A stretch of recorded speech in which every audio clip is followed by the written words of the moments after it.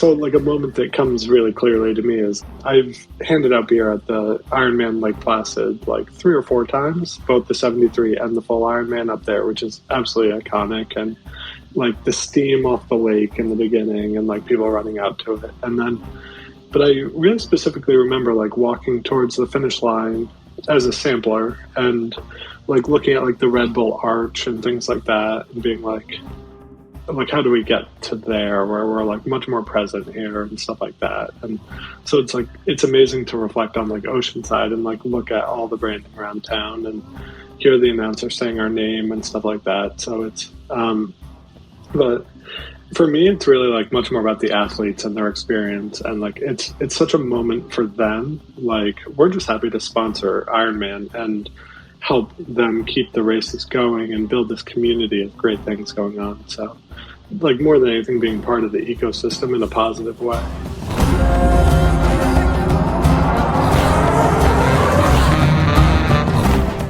Welcome to the Yogi Triathlete Podcast. We are your hosts, Jess and BJ, and we're on a mission to create a better world. It's a world that begins with embracing the change we desire to see in the world within ourselves first. And what I've discovered on this path is that clarity of mind is critical. Our guest today has created a product and propelled a movement that is allowing people to feel more clear without the compromise. Bill Shufelt is co-founder and CEO of Athletic Brewing, the first U.S.-based beverage company focused on brewing high-quality, great-tasting, non-alcoholic craft beer. Named by Time magazine as one of the top 100 most influential companies, Athletic Brewing was born from a dissatisfaction with the metallic-tasting, watered-down, non-alcoholic options on the market. Athletic Brewing is a haven for the ever-growing sober-curious trend that we are seeing, especially amongst those who hold their active lifestyles and feeling good as a priority in life. With limited edition brews like Sunset Stoke, Idaho 7 Cashmere, Soul Sour, and Nature Nut, it is clear that the creative juices are flowing, and to my best guess, the stream of well-being is behind it all. Bill and his crew at Athletic Brewing are on a mission to positively impact their customers' health, fitness, and happiness while greatly impacting their communities and environment for the better. As someone who loves a tasty IPA, but not so much the numb cheeks and dull mind that goes along with it, I knew when I took my first sip last year at Ironman 70.3 St. George that I had to find out who is behind this brew and that we had to invite them to be on the podcast. That said, we are here finally. Bill, welcome to the show. Wow, thank you so much. So much to live up to. Well, yeah, you better live up to it. I love everything that you guys are about too. And so like your whole mission, your guests, everything. I'm so excited to be here. So thank you for having me. Oh, that's so great. Thank you so much. And to find out that you're like 10 miles down the road, which, and we could have done this in person. I know. We could have cracked open some brews and we could have done it in person, but I have a feeling that we'll be seeing you around, as I know we've been in very close proximity several times before, probably at Ironman races. But we're just psyched to dive in. You've got a great story. We love it for so many reasons. And when I first tasted the beer last year, I mean, I was kind of off the wall about it. I really was, because I love IPA, and I was just like, and it's hoppy, and it's like, and it's got that taste. And I had 2. I didn't race the race, but I kept having BJ go back into the tent and get more. And after 2, I was like, I feel like I have a buzz, but I think I'm just so happy that finally someone has brought something to market that is, it's so high quality, you can tell, but tasty. And so I know that you felt the same type of, frustration or just like, malaise about what was out there. But I think we'd be remiss not to dive into the story that, got you to that point where you were even ordering non-alcoholic beer. So if you would take us back to wherever the start begins for you. Yeah, for sure. And that moment you just described where like, you can almost like feel the beer. I think that's from thousands of years of humans drinking beer and alcohol, and it's so like a part of rituals and society and so many different moments in society. It just doesn't blend as well with modern life, and like there's so few days of the week or times of the day when alcohol does make sense in today's world, really. But like, even when I was like just stopping drinking, like I started doing more reflection on like my favorite times with friends and family and everything. And my favorite drinks were never like the eighth beer at like 2 a.m. or whatever. It was the first beer when you like first see a family member or a friend you haven't seen in a while. And like having a drink in your hand, seeing a friend or a family, or relaxing after a stressful day, it's about like the hops and the malt and the moment. It's not about the alcohol. But I do think when you have that beer and you have that community, it's almost like in the sensory experience when people talk about like smelling fresh baked cookies, and it like takes you back to your grandmother's kitchen. It's that kind of moment and sensory association. So it very often, like in the afternoon, I drink our beers all day. And if my day is like super stressful, but I have an IPA and I smell the malt and the hops, I find myself like very relaxed, and like it is like generations and generations of So sorry, I got on the detour there. No, I love it. We did hear that you are your biggest customer. Or one of your biggest customers. At the end of any year, when we look back and like sort our customers, because we send out annual gifts to all our biggest customers, they're like, "Bill, do you want us to send yours or not?" And I'm like, "Send it in." Like, but I guess like going back to like the beginning of my story, I just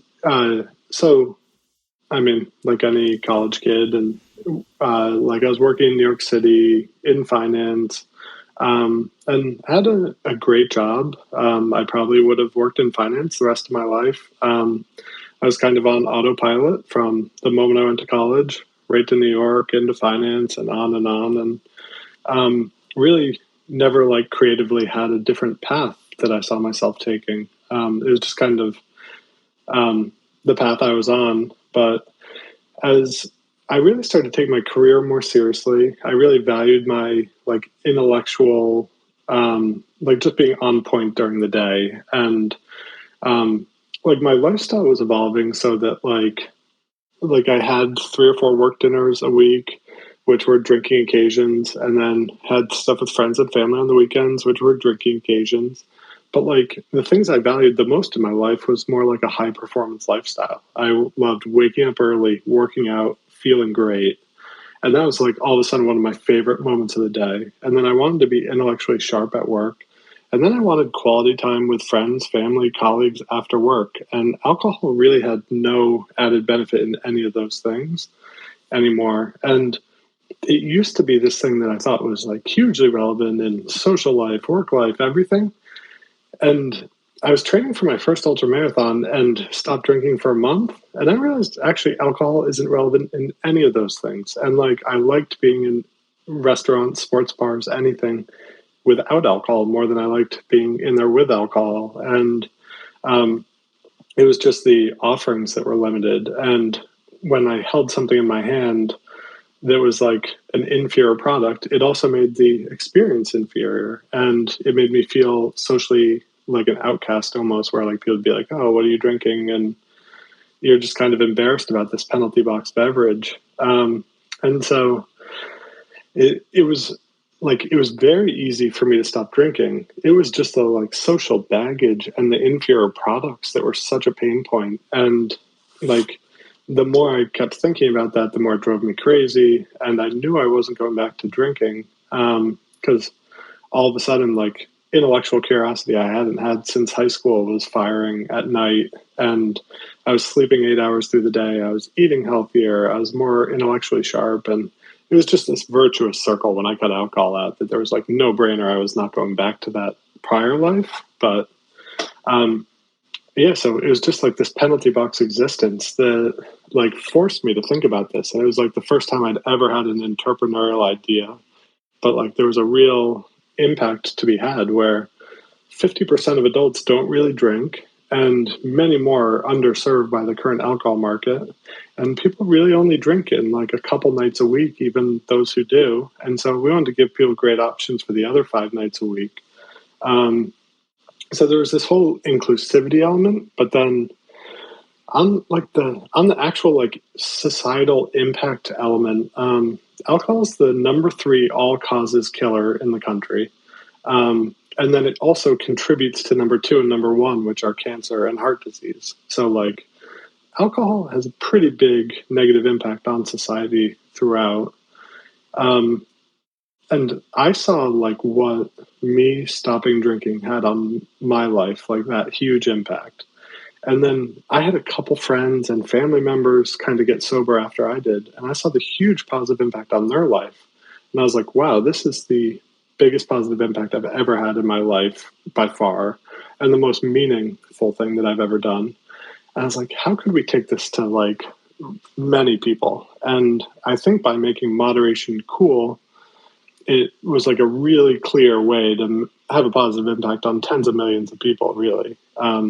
There are 14.8 million people in the U.S. who suffer from alcohol use disorder, for example. So I know I just touched on a wide range of things, but like at first I was like, wow, I want better options in my life. And then I was like, whoa, we could have a huge impact on the world.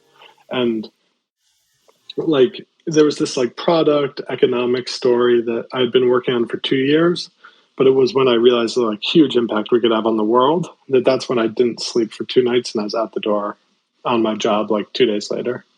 Oh my God. Yeah. So how does it go from an idea to you quitting your job, right? So you have a job in finance in New York. I'm assuming you're not making minimum wage by any means. I'm assuming you're doing pretty well, right? So we look at that, we revere that. We say, oh, you have financial security. This is so important. Like you'd be crazy to walk away from it. I knew you grew up in New England, as did we. And we found ourselves going down a similar path where it was like paycheck, steady job.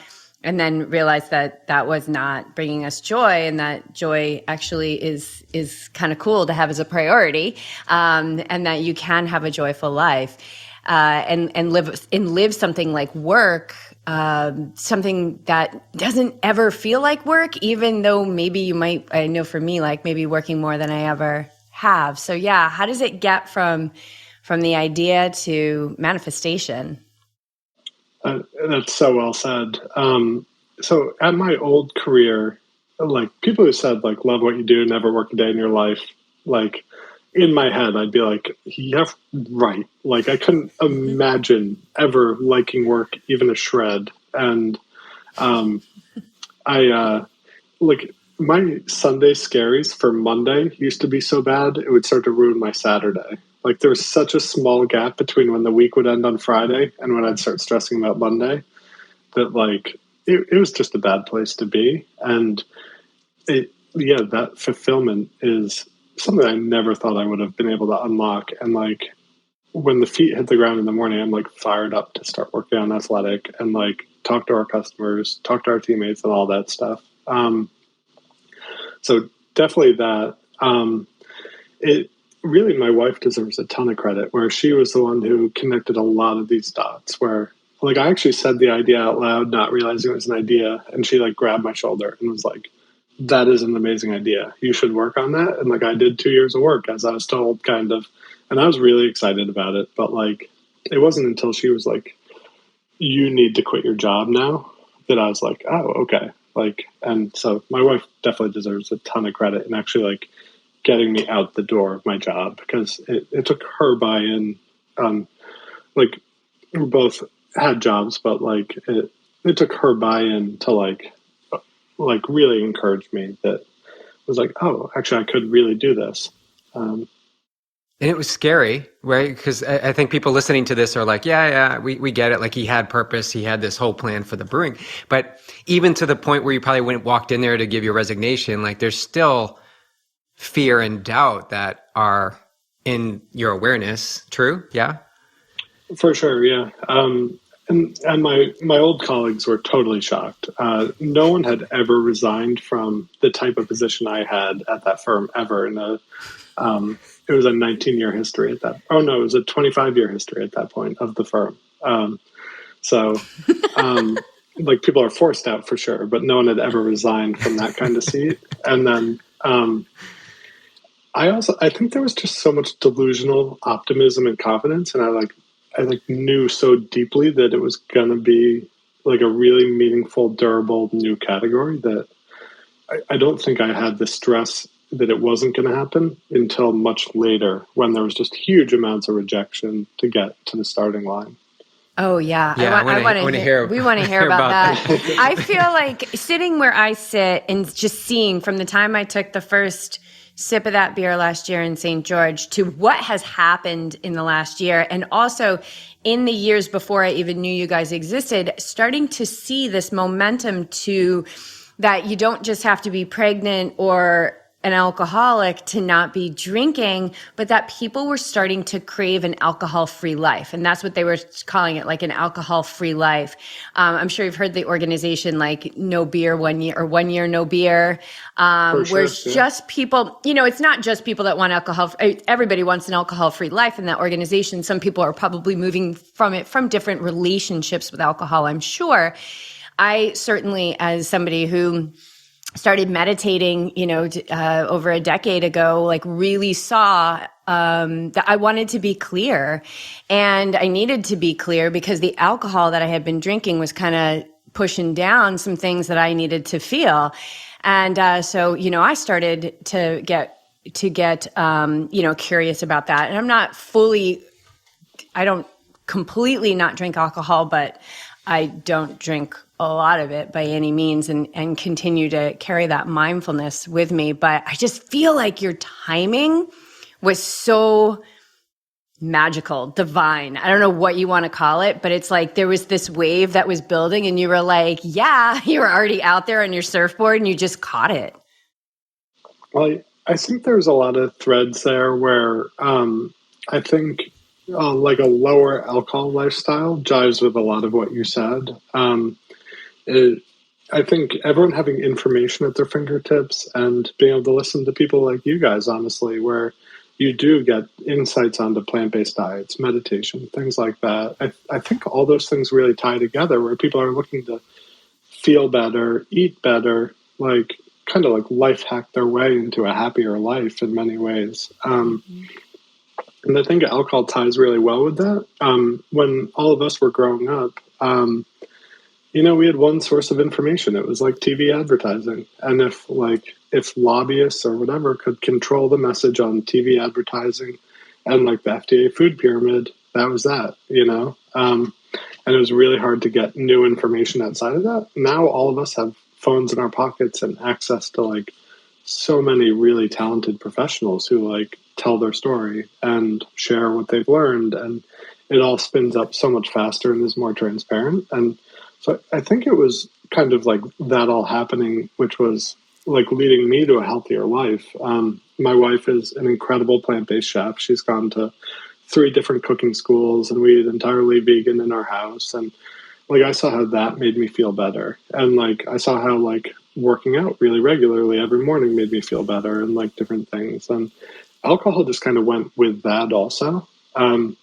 So it kind of is like all these things kind of happened in the same moment in some ways. But I think society was like way overdue and ready for us to transform this category. And I think we were just the ones that stepped up to the challenge. And it might have been me just being dense and delusional enough to like plow through a lot of no's, because it like there were some major walls, and anyone in the industry I talked to in any element of the industry discouraged it and said, I'd save your money, like in a very nice way. Like, no one has ever asked for that. Like, you might want to not build a brewery for it. Or before I found John as a co-founder, I was rejected by over 250 brewers, but really probably like 5 times that many, because at conferences I'd walk around and try to talk to everyone also.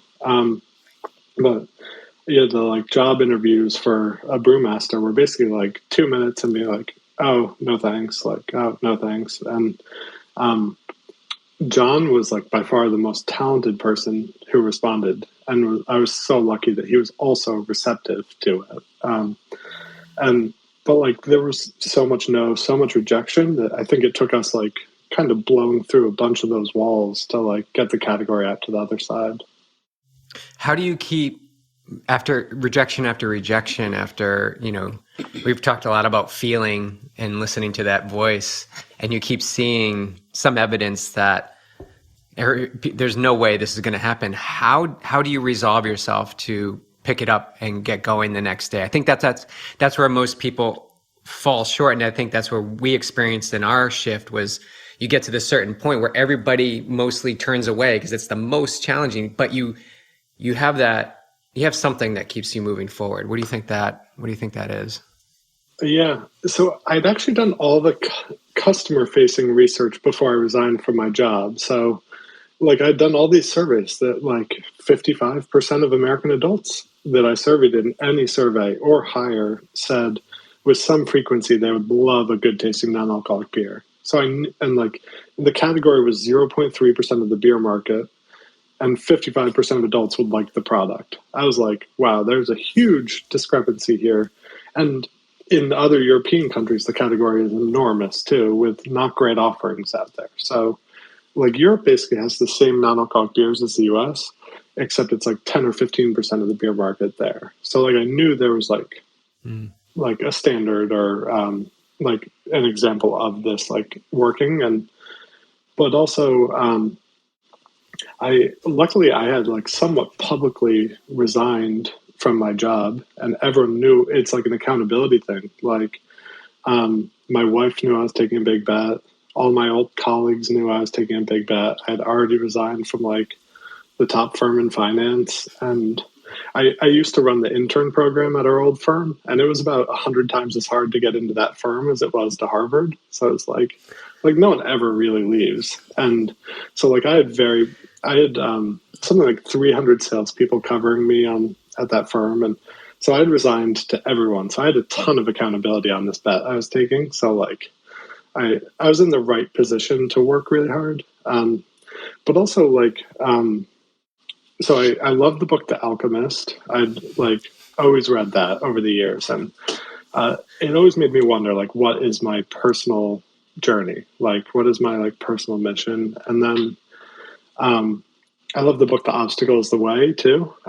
So I don't know if you've ever read it, but it's like all great things are on the other side of the biggest obstacles, and like no progress is made without big obstacles. And I think I just kind of figured that these are my I got to these roadblocks and these moats, and I was like, well, apparently this is why no one does it. And I was like, this is a good sign. And like, once I get on the other side of these things, like, there's a lot of opportunity here somewhere. So, it's very similar to how we started Yogi Triathlete and hearing crickets, a lot. Like there's like nobody's responding, and you have this, I'm going to call it trust or faith that you are supposed to be doing what you're doing. And I love that that you're blazing trails. Like no one had ever left the company. In a similar situation, I walked away from almost 100% investment in the company my second go around, and people were like, what do you like? How can you do that? How can you walk away from that? And they were just kept telling us we were crazy to be doing it. But I feel there was no other way to do it. And I think you almost have to, for some of us, back ourselves in a corner. So quit your job, tell your friends, tell everybody. And now you are 1000%. You must do this. For sure. Yeah. It's like building in public essentially. And also like the steps were fun. I was excited about it too. Like some of the things were hard, but like some of the things were super fun. And like I look back most fondly on some of the hardest steps too, where like once you finally make those first connections, or John and I trying to come up with our method of producing beers, like we were alone in an empty warehouse for 9 to 12 months doing hundreds of batches on Gatorade jugs. And that was really hard, and it took a ton of time, but we got to know each other super well, and it was a lot of fun. And I think we'll always look back at that chapter as really fun. We didn't have a sales team when we launched. It was just me, John, and one other brewer. And so like I would do all the outside world stuff, from finance to sales, distribution, everything. But that first year, I went to about 65 athletic event finish lines, like everything from Ironman expos to local 5Ks and everything, and handed out hundreds of beers every weekend. But was waking up at 3 a.m. I'd actually go set up, run the race, get behind the booth, hand out beers, hope to beat the winners back to the starting line, which when you're running like 9.5 minute miles isn't too easy. You have to get there pretty early for some of these things. But like I look back on that and like, sure, it was grueling to like drive 5 hours, hand out beers, do a race, drive home. But like I look back on that super fondly as well. So like the grind was like just so much fun. And like we're still very much in the grind for sure. Yeah, I think I got the email last year and I saw in my inbox and it was the Athletic Brewing Ironman 70.3 Oceanside. And I was like, wow,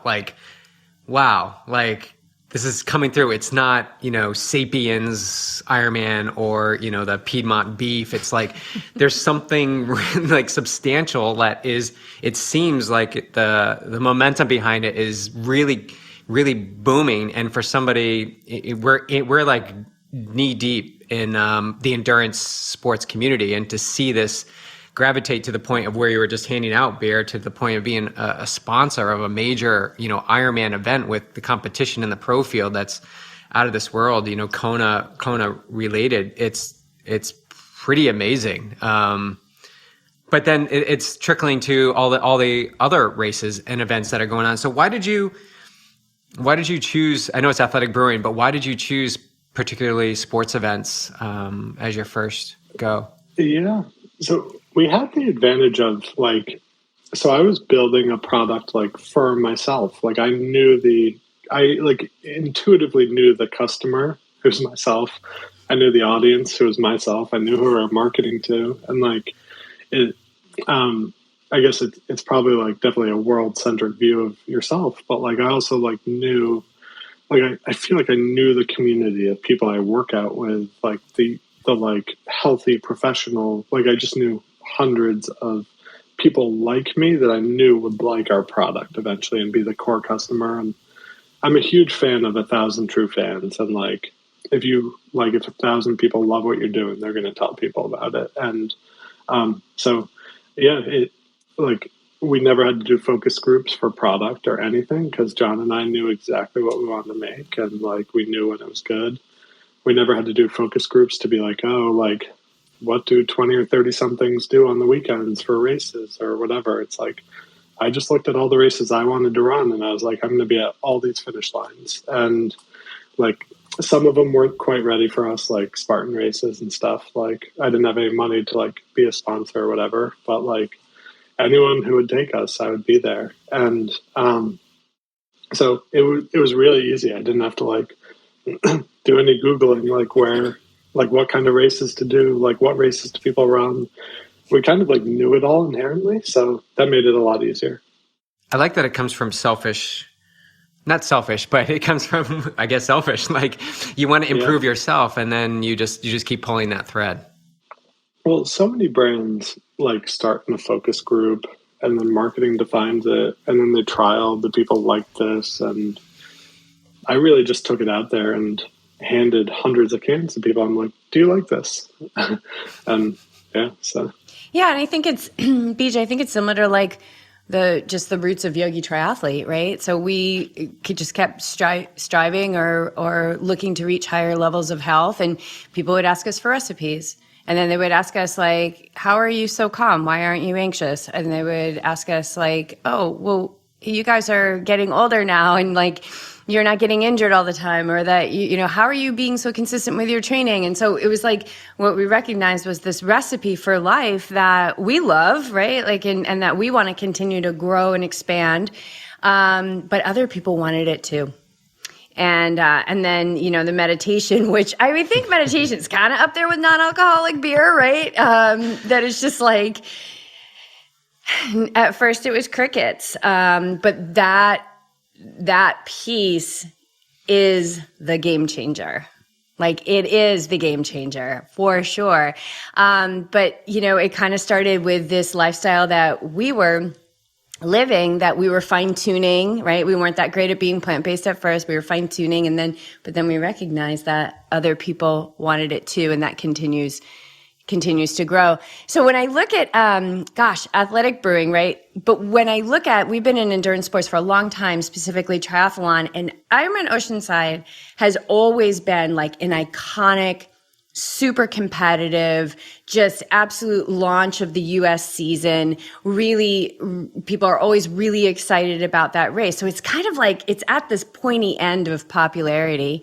And then you've got Jackson Laundry, who we actually just interviewed, and he has,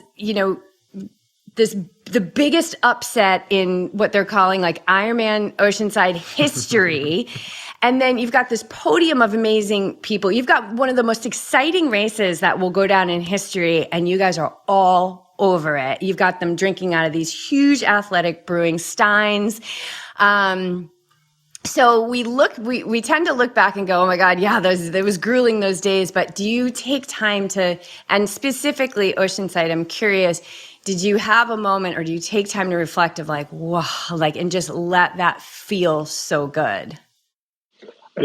It's incredible. I'm always like, I love the starting lines. Like, I love being there in the dark, like the nervous energy of racers who have like trained for a year, and you can just like feel it in the air. At Oceanside, especially, like the walk down the beach to that like just like wide open sprint down the beach, so like a moment that comes really clearly to me is I've handed out beer at the Ironman Lake Placid like 3 or 4 times, both the 73 and the full Ironman up there, which is absolutely iconic. And like the steam off the lake in the beginning, and like people running out to it. And then, but I really specifically remember like walking towards the finish line as a sampler and like looking at like the Red Bull Arch and things like that, and being like, how do we get to there where we're like much more present here and stuff like that. And so it's like, it's amazing to reflect on like Oceanside and like look at all the branding around town and hear the announcer saying our name and stuff like that. So it's, but for me, it's really like much more about the athletes and their experience. And like, it's such a moment for them. Like, we're just happy to sponsor Ironman and help them keep the races going and build this community of great things going on. So, like, more than anything, being part of the ecosystem in a positive way. Yeah, I know. I want to talk. Let's go into that. But then I also want to talk about, you're not just at Ironman. You are doing some pretty cool things with some pretty cool trail runners and mountaineers and things like that. But let's talk about the give back, because for every purchase that's made, you guys are giving back. And we'd like to hear a little bit more about that, because the give back is getting big at 2%. Yeah. So it's like our product, like the first part of our mission statement is to positively impact our customers, basically their health, happiness, and fitness.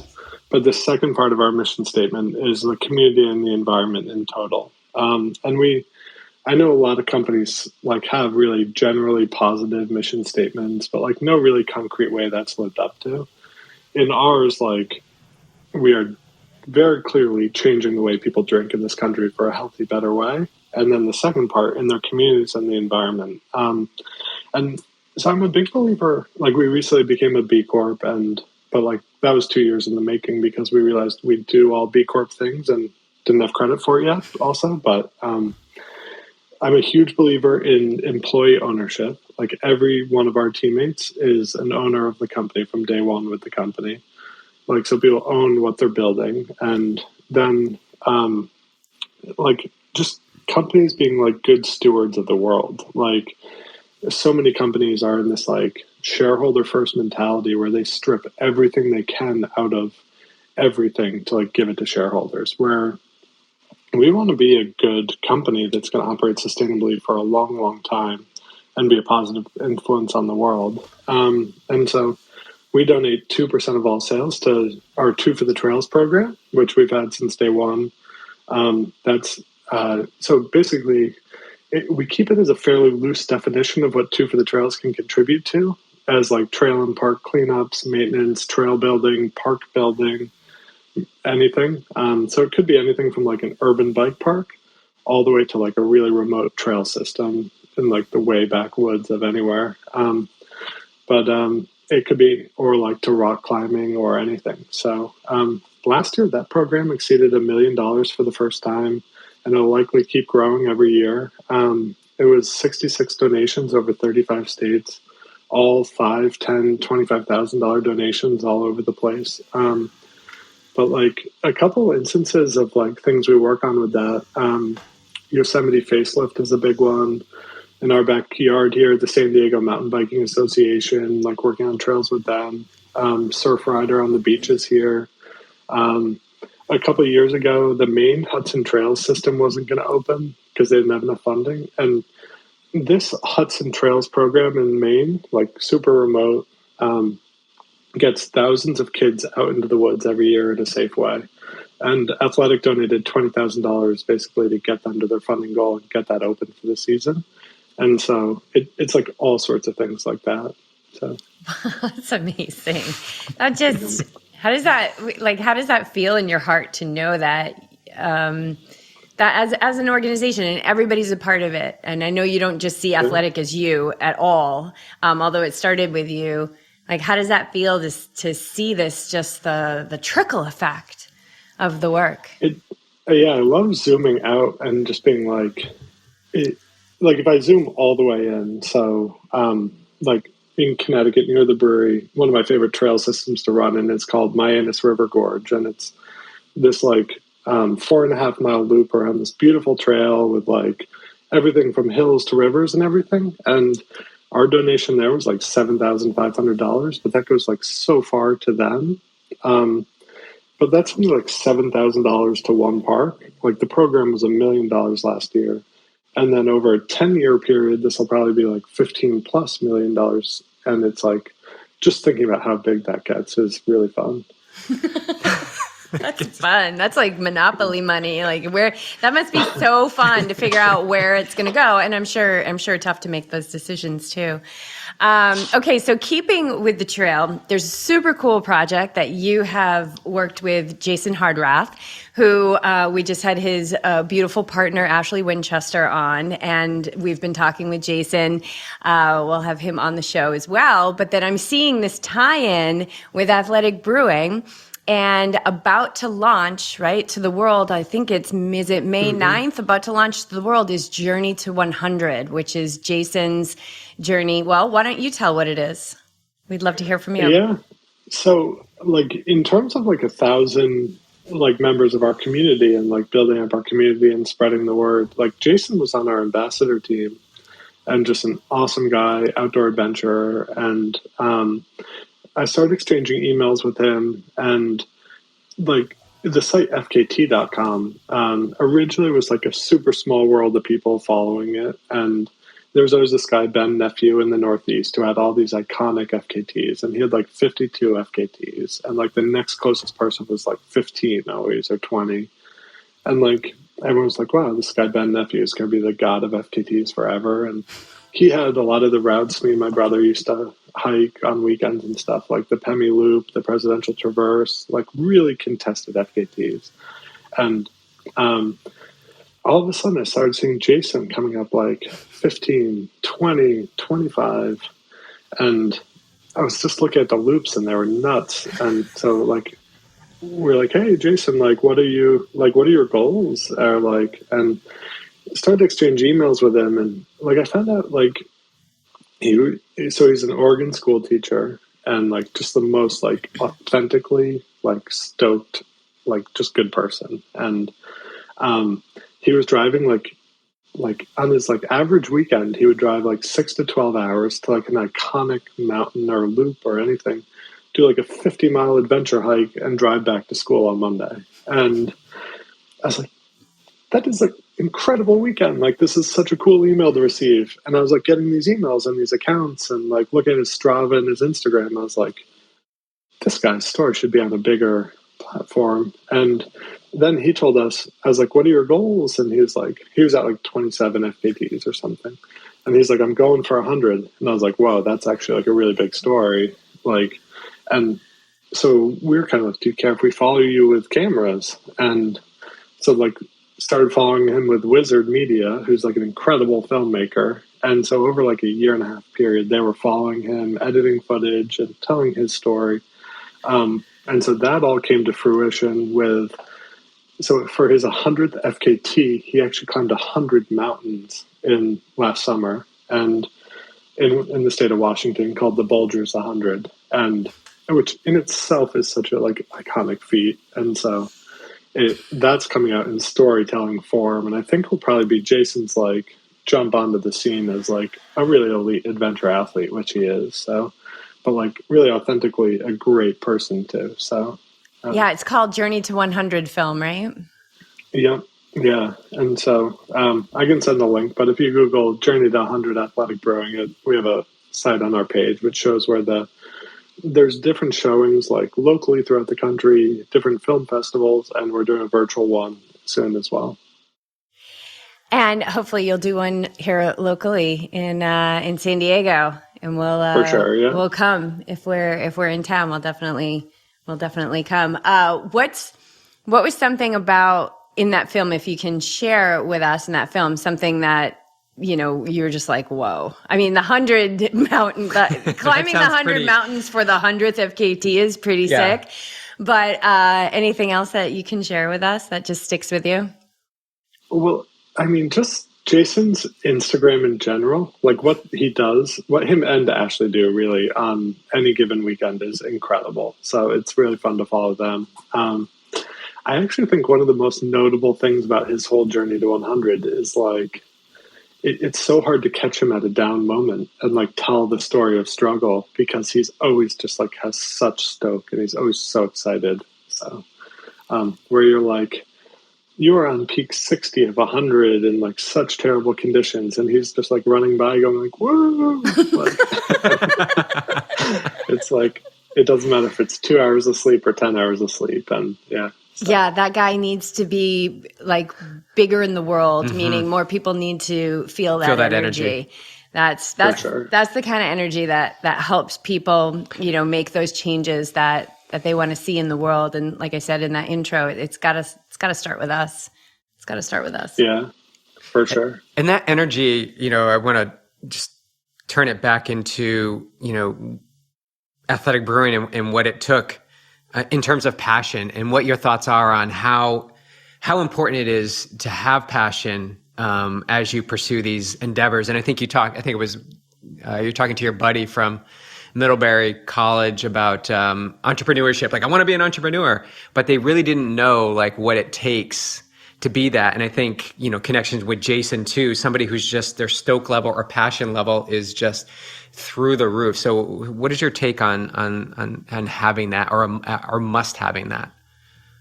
Yeah, I've had a fair amount of people, like I love talking to entrepreneurs getting going, and like anyone who like wants to ask for advice on our like reflections on our journey, what was like foundational for me. And I really say passion, like nothing is easy, and like anything that seems easy isn't. And it could be anything from regulatory to, you kind of need to like be ready to like do accounting on Friday nights at 11 p.m. or like when the alarm goes off at 3 a.m. on Saturday, and you have to get up, or the actual brewery alarm goes off at midnight on a Saturday night. Like, oh, do I go check on this or not? Like, the answer has to be yes. And so it's got to be passion for sure. I think also like building off a good base though. I mean, so many things we've touched on lightly on this podcast, but like kind of a healthy performance-based lifestyle, like everything is grueling in this world, and like having a good foundation is so important. I was really lucky in like the year when I resigned from my job, but before we launched commercially, I had like such a focused year where I like really like got my diet in order, my exercise habits in order. That was the year I started meditating. I've got a great like morning and evening meditation routine I do, which I think like, especially in the evening, like morning is more goal setting. evening is more like reflection and gratitude of what happened in the day. And like, I mean, so often, like you could have like 5 wins in the morning and then one negative thing happens in the afternoon, and all you're focused on is the negative thing and the stresses. And you've got to take those wins too and like wind down the day and get to a good mental place. And so meditation has been absolutely foundational for me as well. And I've kind of like pulled in different elements from other, like all sorts of people's meditation practices I've heard, and like cobbled together my own routines for the morning and evening. It's like something I'll carry with me the rest of my life for sure. Is it I'm sure I know the answer already, but is it a non-negotiable for you? You know, when the immediate response is like, I don't have time for it. I just don't have time.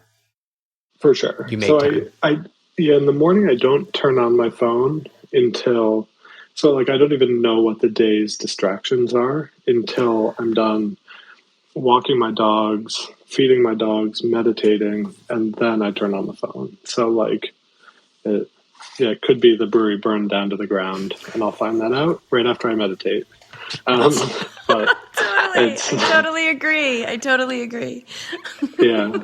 And then, but like, we all know, like, without good habits and like good diet and good health, like, nothing, like, I'm just so much more productive if the foundation is strong. Yeah. Yeah. You got to walk the talk. I mean, I think, Yeah. and I think I think people can sniff that out if you're not, you know? Yeah. And if the mind is just going a million miles an hour and you're just sporadically like doing like people can tell you're not like level and focused and everything. So it's, meditation has become hugely important to me. When did you start meditating? July 2017. So I resigned from my job January 2017 to focus on athletic full time, and we launched commercially in May 2018. And so I've meditated almost every single morning and night since then. Like sometimes the night, if I'm not sitting up with the lights on, if like I always like at least start, and I'm sure I've fallen asleep 50 plus times meditating, but like I always at least start at night. Yeah. That's going to happen. Especially if you're an athlete, especially if you're an entrepreneur, if you're getting up at 3 a.m, it happens to me for sure. And I think it's easy for people to look at somebody like you and say, oh, he's got it all together and he's got all these people and, you know, and it's easy. But it's like, no, you got it. Like when that alarm goes off at 3 o'clock or 4 o'clock in the morning, you're up, right? I'm sure there's some days where you're like, oh, the bed is comfortable and the sheets are soft, but you still have to get up. We still have to get up over that little hump of resistance, which I think with practice, with experience of getting over that hump more and more, it gets easier. But in my experience, there's always a little tinge of resistance somewhere, like, oh, you can do the meditation later, or, oh, but maybe you should just check the phone, and it's that self-regulation, which gets easier over time, but I find that the impulses are still kind of there. Do you get that at all? Mm-hmm. Yeah, I would say eating is probably my biggest impulse. And it might be because I'm burning a ton of calories also, but like between stress, afternoon hunger, things like that, like eating is probably my biggest guilty pleasure for sure. Yeah. So tell us about the ambassador team. I've been seeing that growing. I'm seeing your kits out there on race day. It's just super cool. Super cool. Yeah. So it's like we wanted to build Athletic from a community first perspective, like right from the start. And like I was like customer emails, the company phone number, it was all my cell phone. And like I wanted to hear from our community, I wanted to talk to our community. But like eventually, like we had a lot of interested people that we were like meeting at races, running races with, doing local events with, and everything. And so I wanted to formalize it in a way. So like eventually me and one of our other first teammates started referring to them as ambassadors. And then we formalized it by like starting to buy them merch and like send them beer and different things. But then it grew into like 500 people. And we're like, wow, this is going to be like 1,000 people soon. And they were all amazing too. And so We also had become really friendly with Mason Gravely, who was running the Adventure Sports podcast, and he still does. But like, just had our brand ethos so well. And I was like, Mason, I really want you to join our team. And he's like, to do what? And I was like, I don't know. And like, I just wanted him on the team. And I was like, you get our brand. And like so many of our great teammates have come on board with like almost no role and then like found a role after. And I like in an HR nightmare, I called like, not like in any bad way, but like the titles was giving people were like, I gave Mason a title called lead adventurer. And like, and so he was going to oversee our ambassador program, organize races, charitable things. And so, and then Mason started to really thoughtfully build out the ambassador program. And then Julie joined our team as well. And so they've become the point people for like this amazing community of people who do so much charitable work, so much community work, the team like running races together. And so, like communication platforms. And so they've done an amazing job with the program. And is that a yearly, can people, join that? Is there an open application every year? Yep. Yeah. I think it's twice a year, the open application window. And then like we give the people a chance to like cycle out if they're not as active anymore too. And, but like everyone on it is like an awesome representation of our community. Like Jason is a perfect example of someone. Another really cool example is Molly Seidel. She was on our ambassador team. We didn't know she had we knew she wanted to be a professional runner, but like it was her first marathon ever when she registered for the U.S. Olympic trials. And so Mason was watching the U.S. Olympic trials and he's like, one of our ambassadors might win this. He was like, turn this on. And Molly, in her second marathon ever, got second in the U.S. Olympic trials and then went on to get the bronze medal in the Olympics. She was the first finisher in the New York Marathon, or first American woman finisher in the New York Marathon. And like, it's just like such an awesome ambassador for what we've been doing. And but like, that's the caliber person and athlete that's like coming out of this program as an example. But that's not I love it because that's not you're not searching for that. It's like you're just a good person and you emanate what we believe in as a company. So anything that happens is just amazing. We just love you and want you because of you. For sure. Yeah. And it's like, yeah, what do you need to get there? And like, oh, you're like, we have a program, for example, if someone raises like a multiple of the amount of money for like a race entry, like, so for charity, we pay the race entry then. So it's like this pretty cool, like compounding effect where like our ambassador team running races is actually raising a ton of money too.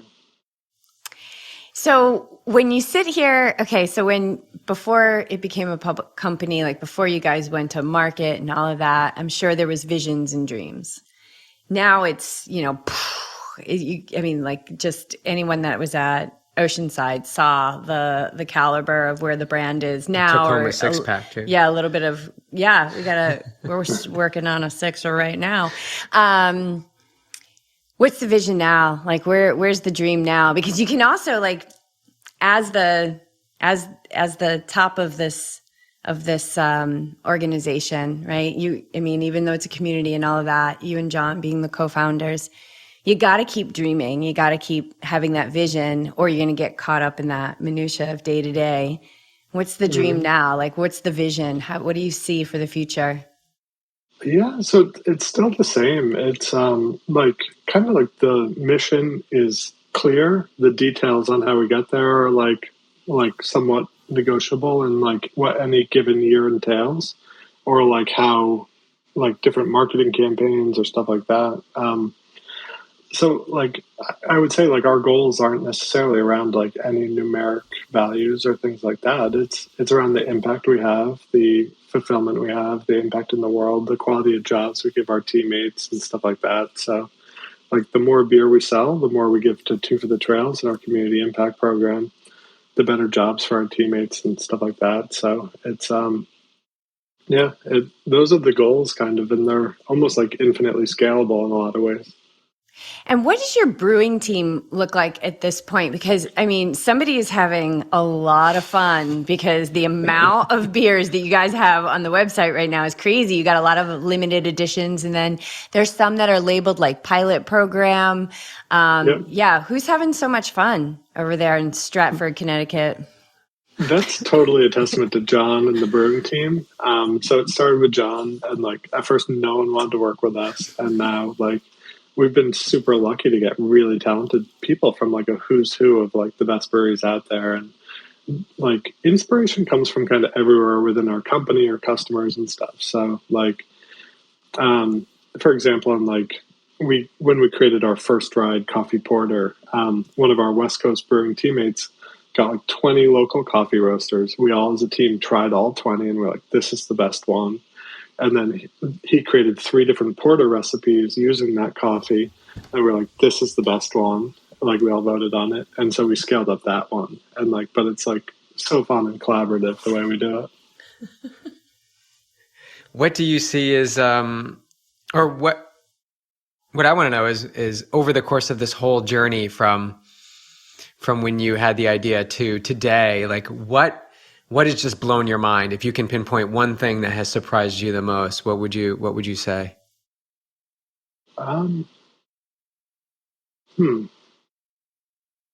Definitely tough to say for sure.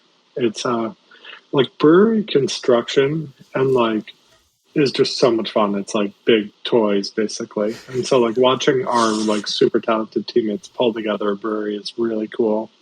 Because I know what like the super small scale looked like and what that took. So like this, our new Connecticut brewery, like blows my mind and how it's coming together. But yeah, I mean, I would honestly say it's kind of a cop out, but I think our team has like blows my mind every day in a lot of different ways. So That's so cool. Yeah, and it doesn't have to be something profound. That's what I love. Like it can just be like you expected all of this. And it's not that you're attached to it, but you expect to be successful. You expect to grow the community. You expect to keep growing. And there's nothing wrong with that. It's a belief. And then that is what you stand for. It's just this constant evolution of what you see for the future. And I think the important piece is something you said, which is really important to anybody who's looking to pursue something that they're inspired to pursue is like, you've got the goal, right? But how it unfolds to reach that goal, that's where we have to let go. Because that's where if we grip too tight, we're gonna create a lot of stress and anxiety and probably screw it up along the way. But if we can just hold the overarching goal, we can show up every day. You know, I'm so familiar with those, 3 a.m. mornings, like passing water bottles out the window to BJ on a training run while I'm editing a podcast for the first 5 years. I did the podcast myself, like, just working and, Starbucks parking lots trying to pick up Wi-Fi, things like that, right? At any time of night. How many times we've been like in a parking lot on the way home from a road trip, like, sending out, work done, or like replying to somebody who inquired to be an athlete. And you just got to be willing to do that. But the way it unfolds, like if I said, I'm only going to work this amount of time, or I'm not willing to reply to an email when we're on the road and, it's 11 o'clock at night.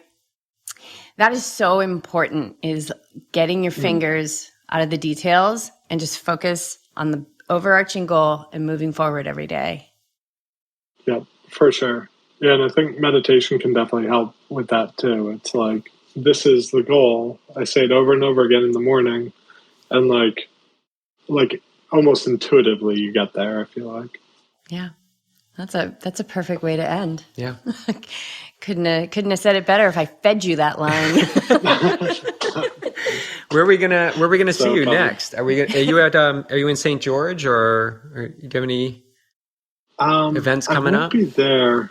I need to get something on my calendar though. Last year, the PCT 50 got canceled on me. I was really excited about running that. Yeah, I got to put something on the calendar for the next 6 months that I'll be training for. Because like right now, I'm like I went for a 12-mile run on Saturday, and it was like great. and but there's almost like no training pressure or anything. And I'd love to like really feel the grind to get out there in the mornings. So Yeah, you got to sign up for something. Yeah, for sure. Cool. Well, And then tell I'm all your friends definitely all about it. ideas for sure. All right. Well, I'll be at the Kodiak 50K in August. I've been hearing such great things about that up in Big Bear. So, oh wow, currently nice. recruiting people to do that as well. I hear that 50K Awesome. feels like a 50 mile. Like I it's love legit. It. Very cool. So, Nice. All right. Well, we hope we see you around, and I'm sure we'll be seeing Athletic at the races. Next stop will be World Championship in St. George. We'll be there. We'll be in Oregon. We'll be in Santa Cruz. We'll be in La Quinta. We'll be in Kona. Arizona. We'll be in Arizona. Amazing. So I'm assuming you guys will be at some of those races too. Yeah, most of them. Yeah. Awesome. People can look for the Big Run Wild Can. Awesome. Oh, I love that. Although I think hazy might be my secret favorite. I love it. Yeah, I like that one a lot. All right, cool. Bill, thank you so much. So appreciate your time. I know you're super busy, and I'm psyched to know you're right down the road. Hope to run into you in person sometime soon. Awesome. Thank you so much for having me on. Take care. Thank you.